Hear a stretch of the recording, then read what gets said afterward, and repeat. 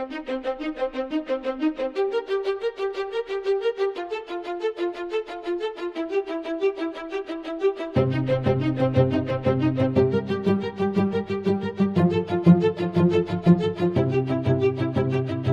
everybody, it's Friday, February 2nd. Happy Groundhog's Day 2024.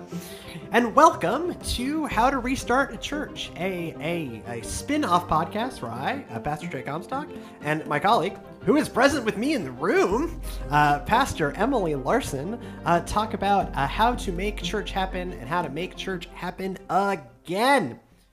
Today, we are going... Okay. I'm going to preface this conversation with I generally try to make this show two things. I try to make it not a show about nothing. As much as I liked Seinfeld, the world does not need more podcasts that are essentially about nothing. And the risk of this show is always you and I, Emily, just talk shop about like church, which is the thing we spend all of our waking hours doing. Yep. It is either our lives consist either of making church happen or trying as desperately to care for our families, and that is kind of it. Yep. Right. Pretty much. Minus the 2 hours a night where I watch cult documentaries. I mean, that's like that. My life. That's what takes up all of our time, though. Yeah. Church, family, rebuilding churches. Yeah, we live in this world. And cult documentaries. I should start just having anyway. So we don't want this show to be about just us sitting talk shop. The other thing I don't generally want this show to be is just ranting, because that is not helpful. We try to introduce a balanced perspective and that there is truth in a lot of things and we're not always right. All that remains true. But I confess that this show may be a little more of a rant than normal. And that is because we're going to talk about unwords. Right? The church-ese that develops that makes us sound A, nuts, and B, so wildly separate from the world that doesn't talk like that. Pretentious. Absolutely. Pretentious or just gross. Right. We're not thinking about what our words... We know what our words mean. We don't think about what our words might communicate to someone who doesn't know what our words mean, and maybe we should just talk like humans. Anyways, I was at a meeting I definitely should not have been at. I was at a pastor's meeting, and it's an occupational hazard, but I was at this pastor's meeting that it was just not it was not my meeting. It was not my crowd. I'm not going to name it. It was, but I encountered a term I had never heard, and I wanted to leave. Immediately. And instead, being a socially awkward millennial, I did the most socially awkward millennial thing. I texted everyone I know about this thing. I was getting texts in this meeting, constant updates of they just used this word and I don't know if I like that. The term I encountered is gospel saturation. Gospel saturation. I'll use it in context. Our goal is to reach gospel saturation in the city of Houston. And I thought, the first time I heard it, my skin crawled a little bit. I'm like, live theater is hard. And, when you're up and you have a microphone in your hand, I am as guilty as the next human of saying some wildly dumb stuff. Or mumbling my Spanish bad enough that Google Translate it turns it into a swear. And so that's just a thing that has happened to me in the past few months. And so, okay. But then he said it again, and it became clear that this was a thing. And then, I texted enough people that they started looking it up, and this is a term that floats around about it is a way to talk about evangelism as if evangelism is slowly flooding your house and is going to mold your drywall.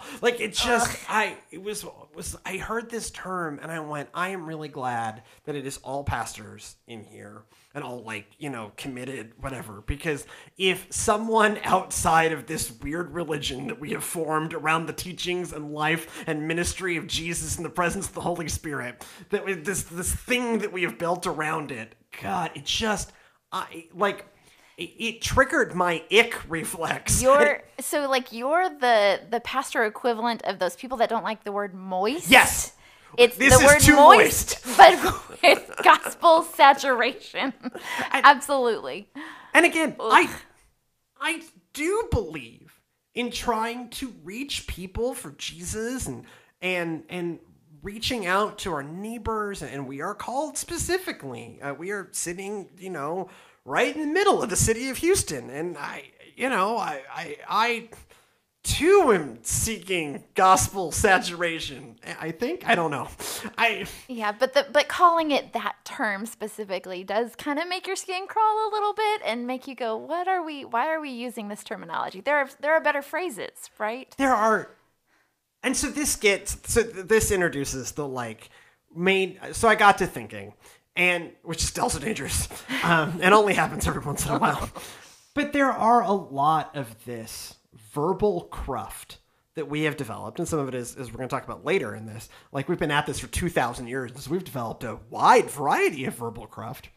But we get so used to talking to each other in ways that I can understand what gospel saturation means, but we go nose blind to what we sound like. Yes. So it reminds me of, I was doing mission work in South America and Central America, and they have these great big beautiful cathedrals down there from, all sorts of wonderful history there.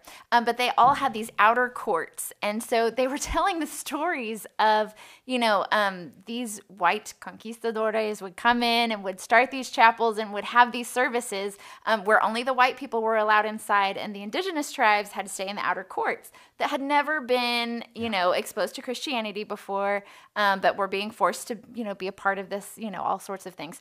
But they would hear the service only. And so they would hear them say things like, this is the body of Christ, or this is the blood of Christ, take and eat and consume. And so they're sitting here picturing this, human sacrifice happening inside of these beautiful new cathedrals that had been built. And so but we've been through that before, right? So the early apologet, back in Greco-Roman times, we have this we have to do some of what the early attacks on Christianity was. They're cannibals, right? We got there's and so we have to respond in the ways in which we are not cannibals. Cannibals, exactly. Because even that, right? Drink my blood and eat my body.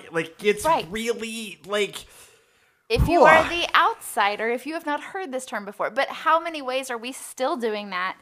Not maybe necessarily with communion, because people, understand that Christians aren't cannibals nowadays, but with our other terminology, with our insider lingo. And in ways that we don't have to, right? I understand that, I got called to ministry during communion, right? Communion is incredibly powerful, and to understand what that means, get what the meaning of us using those words that way, get into a really core of the faith. Right. Okay, yeah. So there are some of these things we're going to talk about are not necessarily things we get rid of, but we also then add terms that sound wildly unhuman and sometimes grossly wet, and it makes us even less even there's always going to be a degree of rituals that aren't yours always sound weird. Right. Back to my cult documentary problem. Rituals that are not your ritual always sound weird. Mm-hmm. Okay, I get that. And communion for us is more than a ritual, right? It's this encountering God. Right. Real important. Okay, so that one, obviously, not getting rid of core of the faith. Right. But then why introduce gospel saturation? Right. Or introduce unnecessary. So, we use human words, we use real English, but we'll add things on. We'll say love on somebody. We'll say, we just want to love on them. And I'm why don't you just love them? Just love them. Just love people. God called you to love people, not to love on people. What? And it just sounds so much weird when we say that. And just that one is actually, we have jumped straight to what may be my least favorite of that. Partly because I don't ever want to be touched. Right. And love on really... And often the people saying it aren't touchers.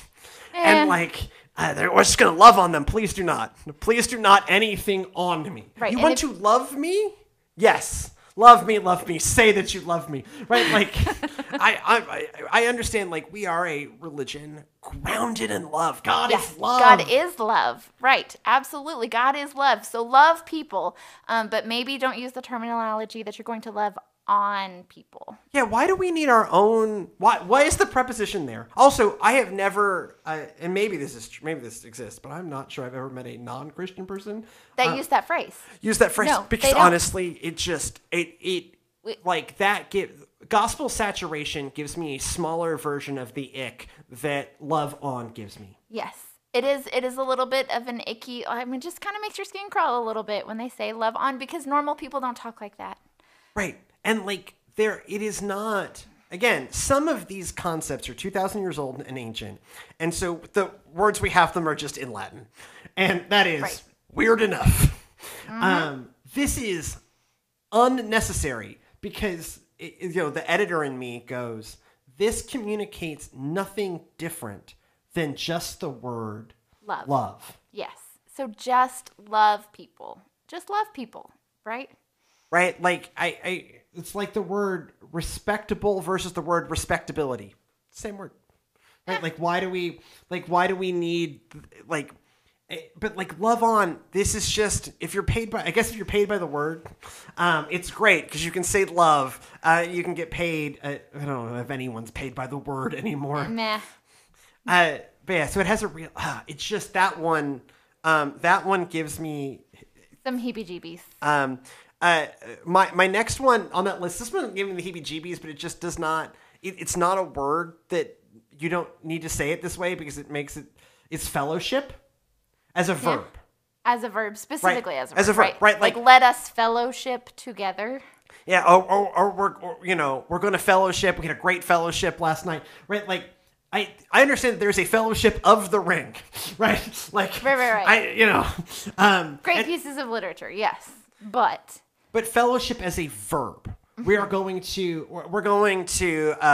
worship, and then after worship we're going to fellowship, and I'm like, yes, I know what that means. Mm-hmm. This is not a word that there are other words that humans use for this that then make it sound like a human thing, not like a Christianese thing. You can just say the words, hang out.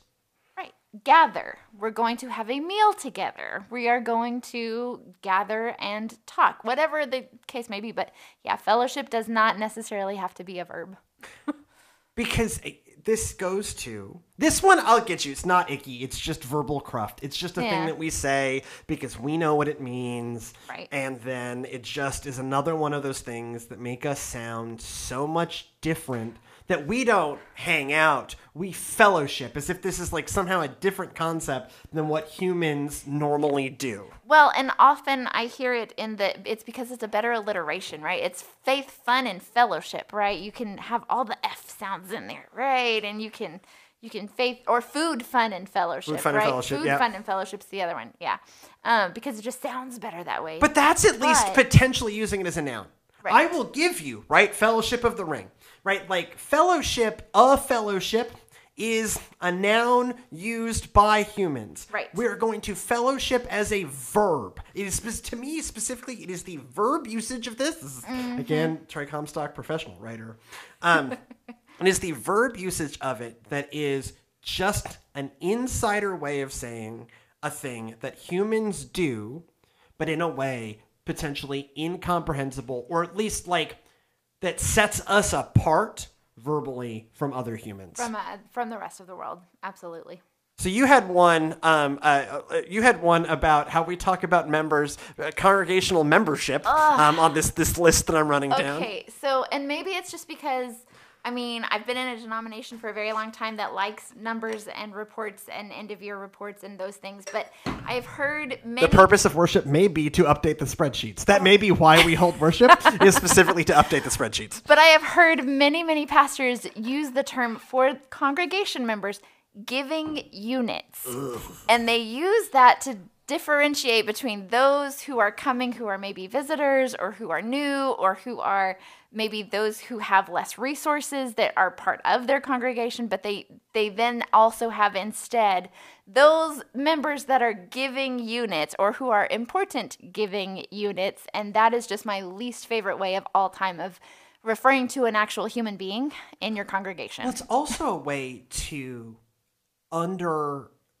put lower importance on Anybody else. on youth and children. Yes. Because while you may have a lot of youth and children, they do not constitute additional giving units. Correct. And or possible members that you can, have baptized and into your faith. So it's one of those terms that anytime I hear it, it just makes my skin crawl, because that's not how you're supposed to think of human beings, much less refer to other human beings. There is also it is dehumanizing. Yes. There is a more human way to say that.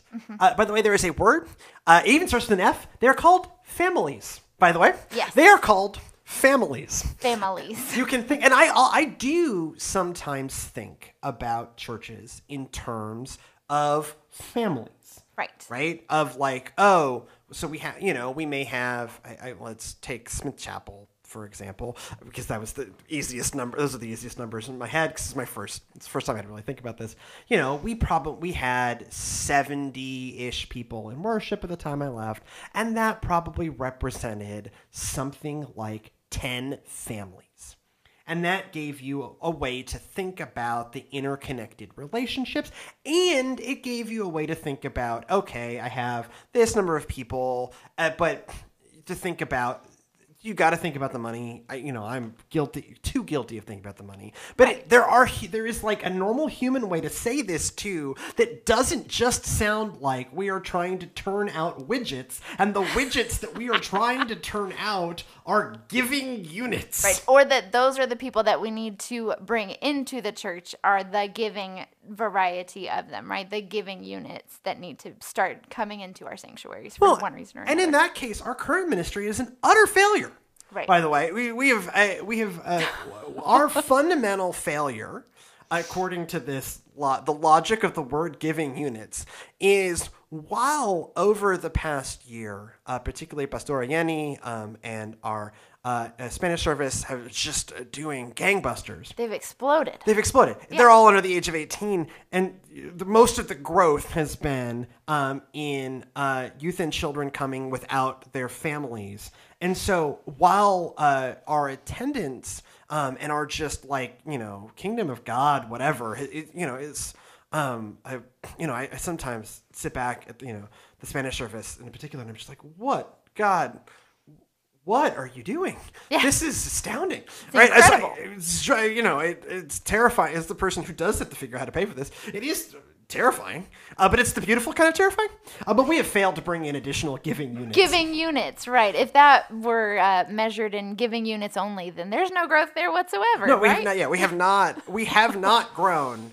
According to giving units logic, we have not grown in the past year, even though the vibrancy of the gospel saturation. Because they have loved on and given them fellowship opportunities. There you go. And the fellowship we have after worship is amazing. Yes, absolutely. We have used all of these words correctly, I think. I'm still not sure about gospel saturation. Mm-hmm. But yeah, it is it just is this dehumanizing logic of the language, the way we talk about people. This is the structure of the human brain, right? Like the way we talk about people impacts the way you think about people. Yes, and the way that you then treat said people. Right. And if you think about your church, if you look out with giving units, that's a problem. This does remind me. So, okay, there should be this thing called Google Glass. Mm-hmm. So it's this heads-up display with a camera, and it would project a little bit of image. And now they have other AR glasses, right? So the whole idea is augmented reality, that the camera can recognize things in the environment and then show you a little bit of information about it. And I think the idea for Google was you would show you directions or whatever. So you wouldn't have to look down at your phone. You could just look at the environment and then have a little bit of display, right? And back in the day, it's a discontinued product. They're $1,300. Apple just came out with their, I forget what it's called, but their AR headset, right, where actually it's all cameras. And then the cameras are going to project. There are cameras pointed at your eyes that are tracking your eyes. And so the screen will show your eyes, but you will be looking at the world through Apple's 4K cameras. What? And so they can project things onto reality. Okay. So I came up with a really genius product to help you with your giving units. Uh-huh. Okay. So if you put in some real basic facial recognition, and then you build a database of church members, then, and I have this problem of like, especially when you're new to church, you haven't learned everybody's name yet, right? And so like you could encounter the person and then bring up their little profile for their directory. But then also you can connect that to your church management software, and it can bring up in your eyebrow display how much they're giving. Right. And so you can, and because all pastors kind of know this, right? If we're paying attention, we kind of know. And because for me, the goal internally is you don't ever treat anybody differently because how much they give. But you could, in that moment, know, and it could even show you, right? If it's really tied in with your software, it could show you how much they gave that day. Yes, it could. Right? And so if they're coming to you with a problem or a thing, you can, Anyways, if you want to, the logical end of giving unit logic is that you will have your heads-up display, and the facial recognition will associate them with the database, and then the database call will pull in the nice version of that is like the name of their families and any prayer requests that they submitted, and that's all. You could definitely have all of that, and then also how much of a giving unit are they? How big of a giving unit are you this week, and are you deserving of my time? Yeah, no, exactly. I mean, I'm going to be honest. Like I have. I had a professor who essentially said exactly that, right? If someone comes to with you a problem, when they schedule that meeting, the first thing that you should do is check how much they give. And if they don't give very much, don't worry about it. And because that's how the kingdom of God works, for sure. And I think it was a lesson on, well, if they're going to complain, they should have skin in the game. But that does make the assumption that like everyone's a middle class person, where that like churches, the logic of a certain generation of church is grounded in that everyone is going to make 110% of what they need, and therefore the church is going to make 110% of what it needs. Mm-hmm. And what happens when the average person in your congregation only makes about 75% of what they actually need to survive, right? And are like having to like do things like have, 5 children sleeping in one bedroom with 2 mattresses because that's all the space that they can afford. And then how do you go to them and say, yeah, I need like 10% of your income. And by the way, 10% of your income better support the middle class life for me and my family. Right. Exactly. But it's not just the words that we say though. Sometimes it's the songs that we sing. I have a longer rant about I'll Fly Away, but that is not actually the problem here. It is a song about I can't wait to die, oh glory. But my least favorite hymn in the hymnal, I think, is There Is a Fountain Filled with Blood. And it's not actually because it's not particular. I mean, it is one of the blood hymns, and so it all gets a little horror movie-esque. But I understand like the theology, right? And it is actually about having you washed all your guilty sins away. It washed away your guilty stains away. It is kind of beautiful in its own way, but it is a statement of grace. It is a song about grace, and so the actual message of There Is a Fountain Filled with Blood is not the problem with There Is a Fountain Filled with Blood.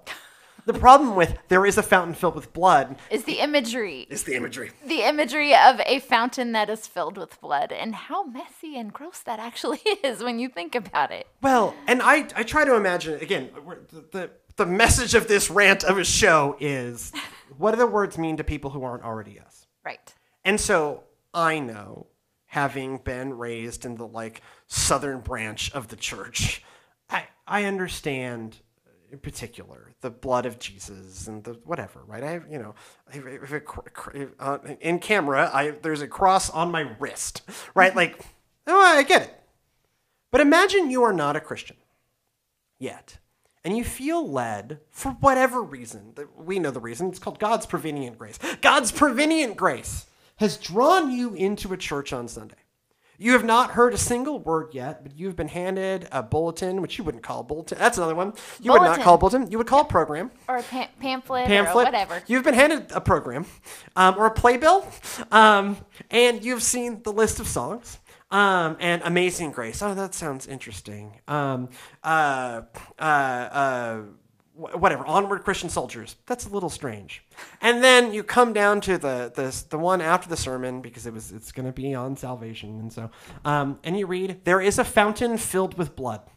You don't know about that fountain. You don't know whose blood is in it. Is my blood going to be in that fountain?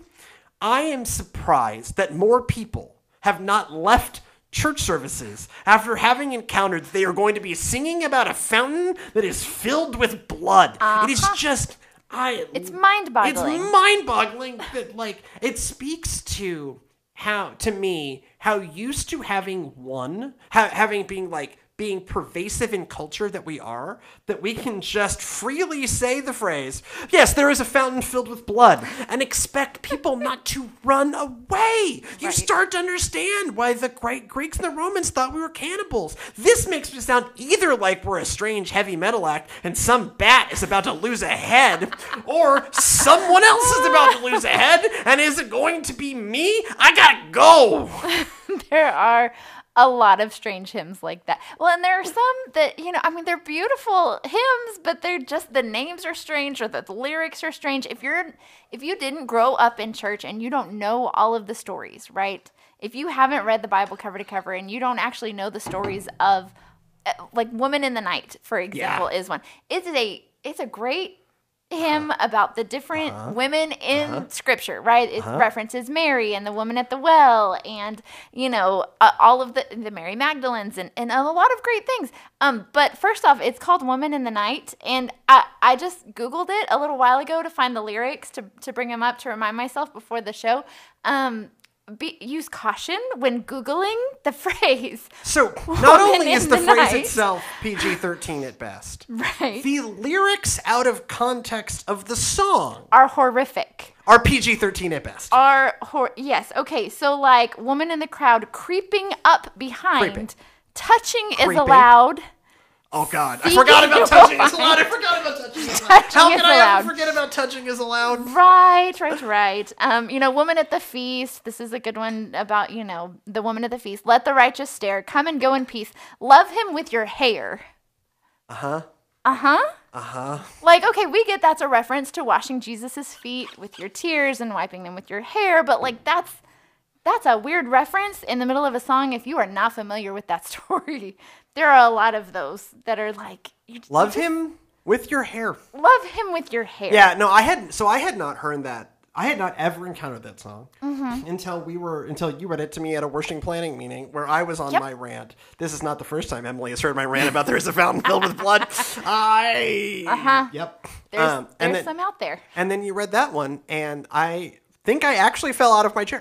I think I literally fell on the floor with a visceral of anyone who is not us, who has just lived in the broader world.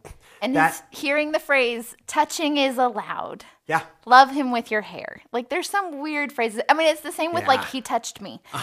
We get that's a beautiful song. That's a great hymn about, the touch of God in your life, and there's nothing weird about it. But if you're not in that world and you're only the insider, if you're not one of the insiders. So there is an amazing episode of South Park. This is early South Park. I haven't watched South Park in 10 years or more. So Cartman was going to become a contemporary Christian artist. And what he did is he took incredibly sexual lyrics, incredibly sexual love songs, made minor alterations to make them vaguely about Jesus, and then is just singing these incredibly sexual songs.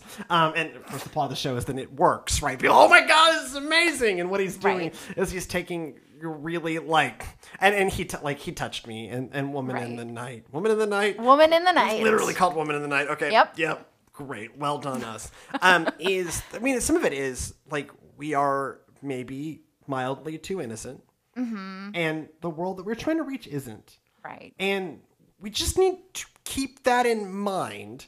That is we're trying to reach modern adult humans. And I think this may be part of my problem with gospel saturation and love on. Is just like, the world is not the clean, innocent place that, like, you know, those of us who grew up like you, Emily, actually getting the lessons of youth group, do not always connect with. I wanted to add kind of one more kind of column of these, and that is, we've just built up a lot of words in 2,000 years that no one uses. Right. And that some of them, honestly, even the average member of your congregation doesn't know. And I know this because I showed up to seminary as an incredibly average member of a congregation. And I encounter these words and I go, what are these? Right. Lectionary. Yeah. Or liturgy. Liturgy. Right, for example. Liturgy, the word for the stuff that people do during, not the stuff that the people do. Right. Anything that the people do, that's liturgy. And why do we have a word for it that's Greek? Liturgy is Greek. So we have a Greek word for it. We have wonderful Latin and Greek terms for things. Eschatology. Yep. Eucharist. Yeah. Eschatology, by the way, study of the end times, understanding the end times. Here's a good one. Soteriology. There you go. So that's the study of salvation. Right, or Christology. That one, even. at least, any of the ologies. Any of the ologies. Christology, at least, I can guess. Idiot me could guess what that meant before my professor told me what it meant. I'll be honest, soteriology and eschatology, had no idea. Right. Had no idea. Made it through confirmation, church, my whole life. Confirmation, confirmand. Yeah. Ordinand. Elder and deacon. Yes. Right. Pastor's hard enough. Right. But like, pastor is at least a word. Pastor and priest are words out there in culture. But then we love to say them of course, we love to say them in Greek, diakone. Yeah. Presbyter. Presbyter, that's a fun one. Right. I didn't know why the Presbyterian. I again grew up in a denomination with presbyters. Did not know why the Presbyterians were called the Presbyterians until I got to seminary. Like, we just... Yes, even the things that we do, like our lectionary calendars, right? Like Pentecost, like all of the high holy days that are not Easter and Christmas. Yep. You know? And some of that... So, this is a mildly different category, right? Of maybe we use these terms because they are just... These are just the words that they are. These are just the things that they are, right? Like, I am not advocating we're going to be celebrating Ash Wednesday. I am not advocating the getting rid of Ash Wednesday. Right. What I am advocating to, and try and put my ministry where my mouth is on this, is if we're going to use this, like, insider language that we've built up over 2,000 years, we don't get to assume that everyone, even who sat diligently in our pews forever, know what it means. Right. Another one, by the way. Back at Smith Chapel, like 10 years ago, I did a study of the Apostles' Creed, and we just took it line by line, right? Pop quiz. What is the quick and the dead? That's a good one. Or the Catholic Church. Yeah, lowercase c Catholic Church. Lowercase c. Right. So quick and the dead is just the living and the dead.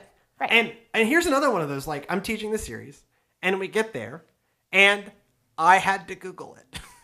I am at this point. Maybe the answer to this section is I am just terrible. My column, which now, by the way, available as a Substack as well, where if you want the written words of the essay that I do for the Goodness of God pod, it's entitled "Confessions of an Ignorant Church Mouse," and so maybe I just. Maybe both the episodes this week are about how ignorant a Christian I actually am. Maybe the rest of y'all knew this and I'm just dumb. Or left behind. I am left behind. Whether I'm actually going to get left behind. Speaking of apocryphal things. Speaking of eschatological. I don't believe in the flying in the air thing. But I've clearly I'm like getting left behind, friends. Maybe I just got left behind and the rest of y'all knew this stuff and I just didn't. But I didn't know. Like, made it through. I took confirmation twice, not because I flunked it, but just because I went to, like, once my aunt needed something to do with me during the summer, and so I got parked in another church's confirmation class, but then I didn't get to count it, and so I had to take it again. I had no idea. I was 27 years old. I was a licensed Christian minister, Methodist minister. No idea what the quick and the dead were. I had to look it up. I Googled it in the moment. And I at least, like, owned that I was Googling it. He was like, hey, I got a question. Chris Stockberger was this wonderful, very committed member. And he was one of those perfect people who would not be embarrassed to ask. He would just ask it. Like, he was comfortable enough in himself and secure enough in himself. He's still alive. He is secure enough in himself that he would just ask a question he's thinking of it. And she's like, hey, Pastor, what's the quick and the dead? And I'm like, I don't know, Chris. This is embarrassing. Right. But the quick and the dead is not the part that I thought that you would have gotten hung up on in the Apostles' Creed. The one that always gets me in confirmation classes when we're teaching it is Catholic. Yeah. They look at me and go, wait, I thought we were Methodist. And I'm like, or whatever, yeah. Or whatever, yeah. But like yes, but that's not what Catholic means. Catholic is it's universal. A word. It is a word. We just have only associated it with the Catholic Church. Well, the first two ever denominations got to pick two really great names, and the rest of us have been fighting over the scraps ever since. Yeah. Right? So Catholic means universal. Right. And Orthodox means right believing. Right. So the Universal Church, its first spin-off was the right believing church, which, if you're going to pick a name, powerful. Right. Also, great power move. Great power move, right? The Universal Church, it's a good name. The Right Believing Church, it's a good name. Great name. And the rest of us have been fighting over the scraps. Yep. Ever since. A shout out to the Pentecostals, which really also picked like a power move of a name of like, we're the ones with the Holy Spirit. That one's, again. That's a big one. Our name, not great. Our name was a slur, as we talked about on last week's show. Our name was a slur. Was originally a slur. It's not great. This one, right believing and universal. Right, but Catholic is just a word that means universal. Yeah, and so explaining that too, because we don't use that as that term anymore. Yeah, and so I always knew this episode was more rant than I did not know I was going to talk about Google Glass though. we fail our mission, I think. And I'm maybe not guilty of loving on. I've been guilty of a fellowship as a verb every once in a while, even though I hate it. But you just fall into that like verbal cruft that builds up. But we just speak Christianese. We just fall into that. I mean, it just becomes part of your language. It's like people who work in certain fields have certain languages that they start to speak, and that only makes sense to them. That's probably good if you're trying to put somebody on the moon. Right. To have a really quick verbal shorthand. Right. To express a lot of things. I'm watching Masters of the Air on Apple TV Plus right now, which is about B-17 pilots in World War II. Mm-hmm. And whoever designed the show is utterly obsessed with airplane startup procedures. There is an entire this is a multi-million, probably $100 million production. There is several minutes of you're watching the pilots and the co-pilots and the engineers flick switches and use technobabble with each other.